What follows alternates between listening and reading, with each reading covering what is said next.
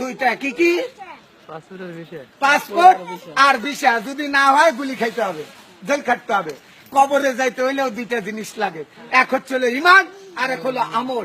ইমান আমল নিয়ে যদি কবরে যাইতে পারো, কবর তোমার জন্য জান্নাতের বাগান হয়ে যাবে। আর যদি ইমান আমল যদি না নিয়ে যেতে পারো, ওই যে পাসপোর্ট ভিসা ছাড়া যেরকম মালয়েশিয়া গেলে গুতানি খাওয়া লাগে, এরকম কবরেও তোমারে গুতাইবে। ভাইরা আমার, আল্লাহ রব্বুল আলামিন বলেছেন, যে ব্যক্তি আমার হুকুম মানে না, আমার হাবিবের তরিকায় চলে না, সেই ব্যক্তি মানুষ নামের কি? মানুষ নামের কলঙ্ক। এটা কোন জায়গায় লেখা আছে? কোরআনে, হাদিসে। এটা একটা বইয়ের মধ্যে লেখা আছে, কিন্তু এই ধরনের উক্তি যুক্তি কোন কোরআনের মধ্যে নাই। ভাইরা আমার, আপনারা জানেন দিনের নবী হযরত মুহাম্মদ সাল্লাল্লাহু আলাইহি সাল্লাম 63 বছর জিন্দেগিতে 3.5 মনের অধিক খাবার খায় নাই, আর আমরা বছরে 10 মন চাইলেই খায় ফেলি। ভাইরা আমার, আমি শুধু একটি কথা বলতে চাই আপনাদের। সেই কথাটা হলো, মা বোন সবার আছে, স্ত্রী সন্তান সবার আছে, পিতা মাতা সবার আছে। ভাই, আমি মক্কা মদিনার ইমাম সাহেব, কিন্তু আমি মায়ের কথা শুনি না, মাকে কষ্ট দেই। আমার ইমাম সাহেবের কোনো দাম নাই, জান্নাত নাই। আজকালকার পোলাপান 16-17 বছর বয়সে বিয়ে করার জন্য পাগল হয়ে যায়। মা বিয়ে করে দেওয়ার সাথে সাথে সকিনা আর ফুলবানু পাইয়া মা বাবারে বুঝা যায়। শ্বশুর হয়ে যায় আব্বাজান, শাশুড়ি হয়ে যায় আম্মাজান, আর বাপ মা হয়ে যায় চাকর চাকরান। ভাইরা আমার, যারা মায়ের সঙ্গে খারাপ ব্যবহার করছেন, তারা আজকে মায়ের পা ধরে মাপ চান। যদি মা জীবিত না থাকে, মার বয়সী মহিলাদেরকে সম্মান করেন, মহিলাদের সাথে ভালো ব্যবহার করেন, তাদের খাওয়ান, তাদেরকে দাওয়াত করেন, তাদের জন্য দোয়া কালাম করেন, এটা মা বাপ পাবে। ভাইরা আমার, আমি যদি খারাপ লোক হই, তাহলে আমি কোথাও বসতে পারবো না, দাঁড়াতে পারবো না।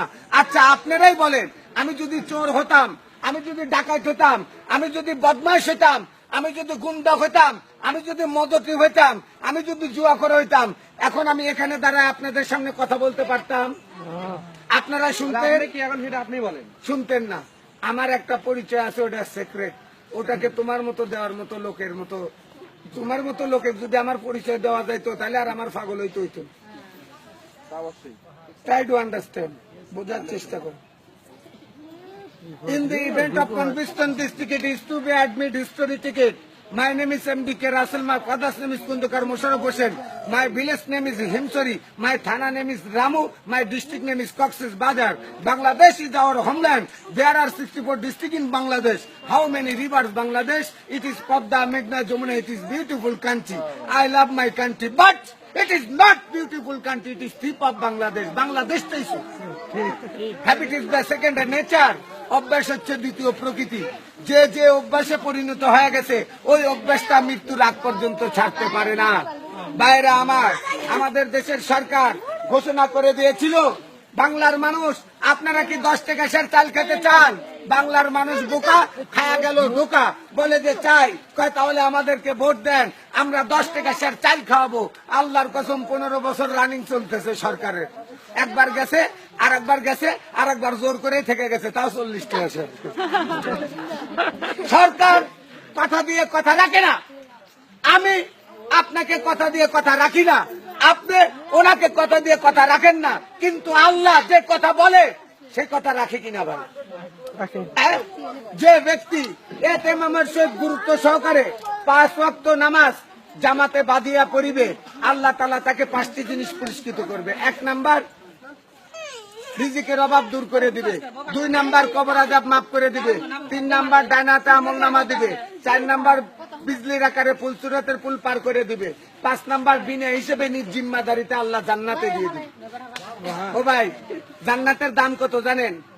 সমগ্র পৃথিবী বিক্রি করিয়া, সমস্ত হীরার খনি, সোনার খনি, তেলের খনি, ব্যাপক খনি বেচা, বিল্ডিং বাড়ি ঘর বেচা, সমস্ত টাকা জড়ো করিয়া জান্নাতে একটা খুঁটা রাখলে যতটুকু জায়গা, এই জায়গার মূল্য দিতে পারবে না।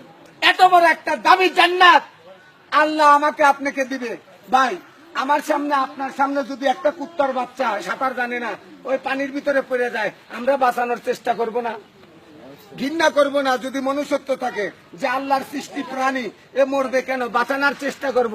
তা আল্লাহ এত সুন্দর করে, এত মোহাব্বত করে তার বান্দাকে বানাইছে আগুনে পোড়ানোর জন্য কি?